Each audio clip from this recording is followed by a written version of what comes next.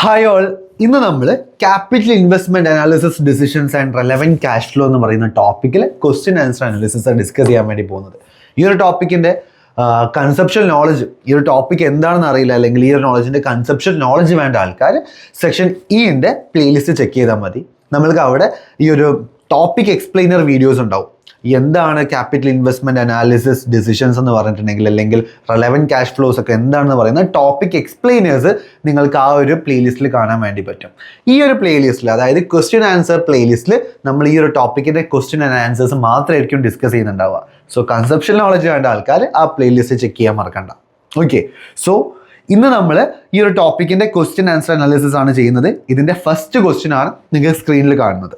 എന്താണ്? A capital investment project has the following expected incremental values next year.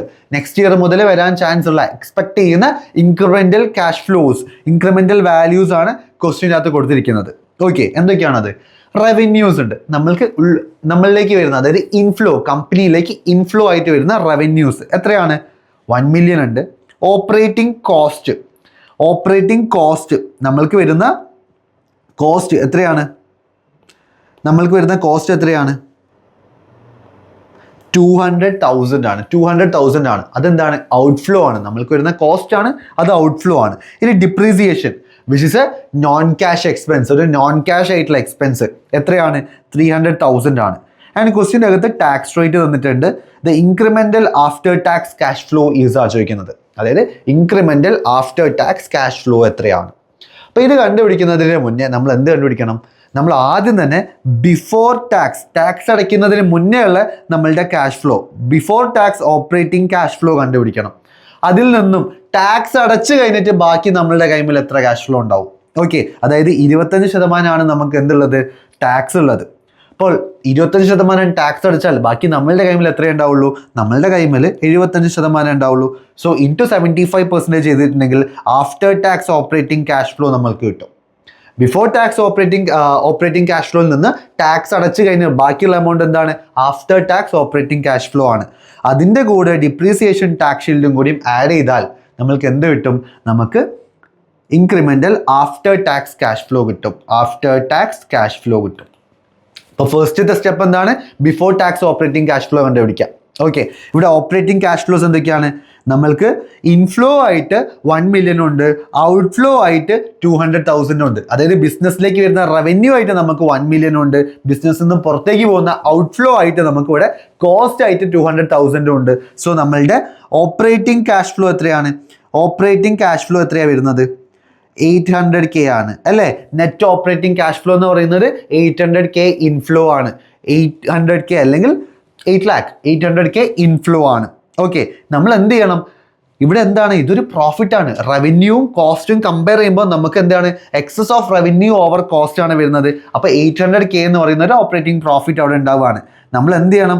ഈ പ്രോഫിറ്റിന്റെ മേലെ എന്ത് ചെയ്യണം? നമ്മൾ ടാക്സ് അടയ്ക്കണം. സോ 800K ഇൻറ്റു ടാക്സ് എത്ര ശതമാനമാണ്? 25% അല്ലേ? അങ്ങനെ ടാക്സ് അടച്ചു കഴിഞ്ഞിട്ടുണ്ടെങ്കിൽ ബാക്കി നമ്മളുടെ അടുത്ത് എത്ര ഉണ്ടാവുക? 75% ഉണ്ടാവുക. സോ ഇൻറ്റു 0.75 ചെയ്യുമ്പോൾ എത്ര കിട്ടും? ഇസ് ഈക്വൽ ടു 600,000 കിട്ടും. 600,000 കിട്ടും. ഇതാണ് നമ്മളുടെ എന്ത്? After tax operating cash flow 600,000. ഇതിന്റെ കൂടെ ഡിപ്രീസിയേഷൻ ടാക്സ് ഷീൽഡും കൂടെ ആഡ് ചെയ്യണം. ഒന്നുമില്ലടാ, ഡിപ്രീസിയേഷൻ ടാക്സ് ഷീൽഡ് എന്ന് പറഞ്ഞിട്ടുണ്ടെങ്കിൽ ഡിപ്രീസിയേഷൻ എന്ന് പറയുന്ന ഒരു നോൺ ക്യാഷ് എക്സ്പെൻസ് നമ്മൾ കൺസിഡർ ചെയ്യുന്നതിലൂടെ നമ്മൾ എന്ത് ചെയ്യുന്നത്? സേവ് ചെയ്യുന്ന ടാക്സ് എത്രയാണ്? ഡിപ്രീസിയേഷൻ എന്ന് പറയുന്ന ഒരു നോൺ ക്യാഷ് എക്സ്പെൻസ് വരുന്നതിലൂടെ നമ്മൾ സേവ് ചെയ്യുന്ന ടാക്സ് എമൗണ്ട് എത്രയാണോ അതിനാണ് ഡിപ്രീസിയേഷൻ ടാക്സ് ഷീൽഡ് എന്ന് പറയാം. സിമ്പിളാണ് കണ്ടുപിടിക്കാനായിട്ട്. ഡിപ്രീസിയേഷൻ്റെ എക്സ്പെൻസ്, ഓരോ വർഷത്തെ ഡിപ്രീസിയേഷൻ്റെ എക്സ്പെൻസ് എത്രയാണോ ഇൻടു ടാക്സ് റേറ്റ്, അത് ചെയ്താൽ എന്ത് കിട്ടും? ഡിപ്രീസിയേഷൻ ടാക്സ് ഷീൽഡ് കിട്ടും. ഡിപ്രീസിയേഷൻ ടാക്സ് ഷീൽഡ് എന്താണ് ഡീപ്പായിട്ട് അറിയണമെങ്കിൽ ആ ഒരു കൺസെപ്ഷ്യൽ വീഡിയോയിൽ, അതായത് ആ ഒരു എക്സ്പ്ലെയിനർ വീഡിയോനകത്ത് ഡീപ്പായിട്ട് പറയുന്നുണ്ട് ഡിപ്രീസിയേഷൻ ടാക്സ് ഷീൽഡ് എന്താണെന്ന്. ഓക്കെ, അതെങ്ങനെ കണ്ടുപിടിക്കാമെന്നും അതിൻ്റെ അകത്ത് പറയുന്നുണ്ട്. ഫോർ ദ ടൈം ബീങ് ഇതിൽ നിങ്ങൾ എന്താ പറഞ്ഞാൽ മതി?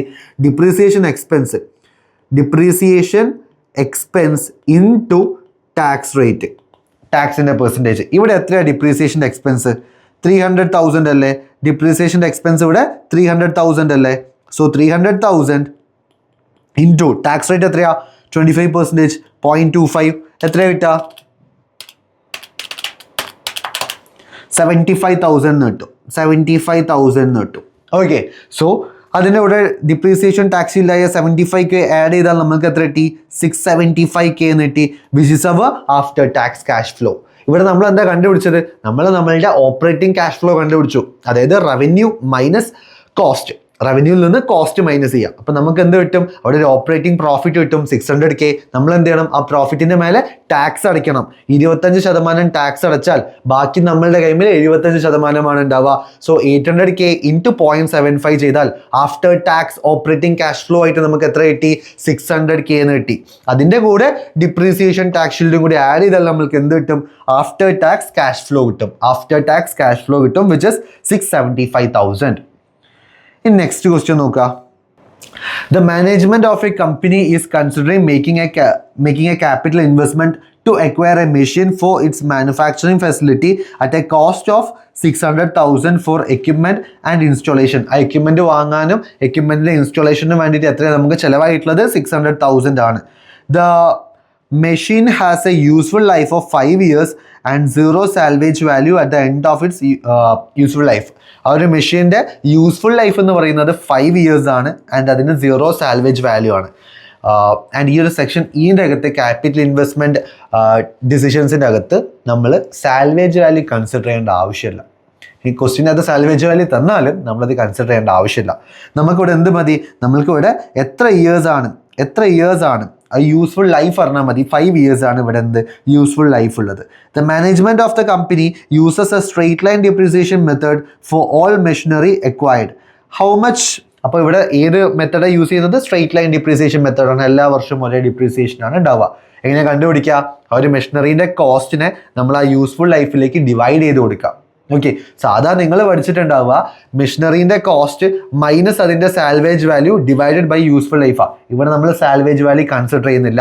നിങ്ങൾ എന്ത് മാത്രം കൺസിഡർ ചെയ്താൽ മതി? ആ ഒരു മെഷീനറിക്ക് വരുന്ന കോസ്റ്റ് എത്രയാണോ ഡിവൈഡഡ് ബൈ എത്രയാണ് യൂസ്ഫുൾ ലൈഫ്. അതാണ് ഓരോ വർഷത്തെയും ഡിപ്രിസിയേഷൻ എന്ന് പറഞ്ഞിട്ടുണ്ടെങ്കിൽ, ഡിപ്രിസിയേഷൻ എക്സ്പെൻസ് എന്ന് പറഞ്ഞിട്ടുണ്ടെങ്കിൽ.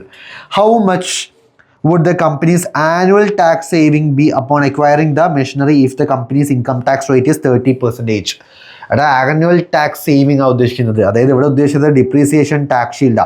ഡിപ്രീസിയേഷൻ എന്ന് പറയുന്ന ഒരു നോൺ ക്യാഷ് എക്സ്പെൻസ് വരുന്നതിലൂടെ നമ്മൾ എത്ര ടാക്സ് സേവ് ചെയ്യുന്നുണ്ട്. അവിടെ ഒരു എക്സ്പെൻസ് വരുമ്പം എന്ത് കുറയും? നമ്മളുടെ ടാക്സബിൾ ഇൻകം കുറയും. അങ്ങനെ നമ്മൾ അടയ്ക്കുന്ന ടാക്സ് നമ്മൾ സേവ് ചെയ്യുന്നുണ്ട്. ഇതിനാണ് ഡിപ്രീസിയേഷൻ ടാക്സ് ഷീൽഡ് എന്ന് പറയുക. ഞാൻ പറഞ്ഞു ഡീറ്റെയിൽഡ് ആയിട്ട് നമ്മൾ എക്സ്പ്ലെയിനർ വീഡിയോസിൽ എക്സ്പ്ലെയിൻ ചെയ്തിട്ടുണ്ട്. അത് മനസ്സിലാക്കേണ്ട ആൾക്കാർ ആ എക്സ്പ്ലെയിനർ വീഡിയോസ് ഒന്ന് കാണാം. ഓക്കെ, സോ ഇവിടെ എങ്ങനെയാണ് ഡിപ്രീസിയേഷൻ ടാക്സ് ഷീൽഡ് കണ്ടുപിടിക്കുക? Depreciation expense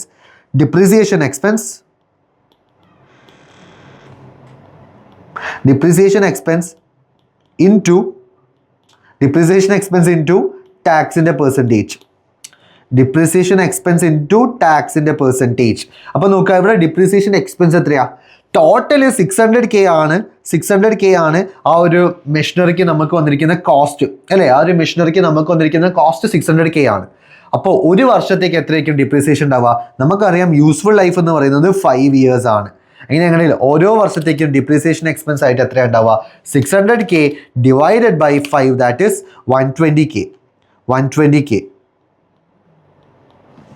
120K ആണ് ഓരോ വർഷവും നമ്മൾക്കുള്ള ഡിപ്രീസിയേഷൻ എക്സ്പെൻസ്. ഓക്കെ, അപ്പോൾ ഓരോ വർഷവും നമ്മൾ എത്ര സേവ് ചെയ്യും? ഡിപ്രീസിയേഷൻ എന്ന് പറയുന്ന ഈ ഒരു എക്സ്പെൻസ് ഉള്ളതുകൊണ്ട് നമ്മൾ എത്ര ടാക്സ് സേവ് ചെയ്യുന്നുണ്ട്? എങ്ങനെ കണ്ടുപിടിക്കുക? Depreciation expense that is 120K into ടാക്സിൻ്റെ റേറ്റ് ഇവിടെ എത്രയാ? 30%. സോ 120K ഇൻറ്റു 0.3 എത്ര വരിക? 36,000. ഇതാണ് നമ്മളുടെ ഡിപ്രീസിയേഷൻ ടാക്സ് ഷീൽഡ് അഥവാ കമ്പനി സേവ് ചെയ്യുന്നത്.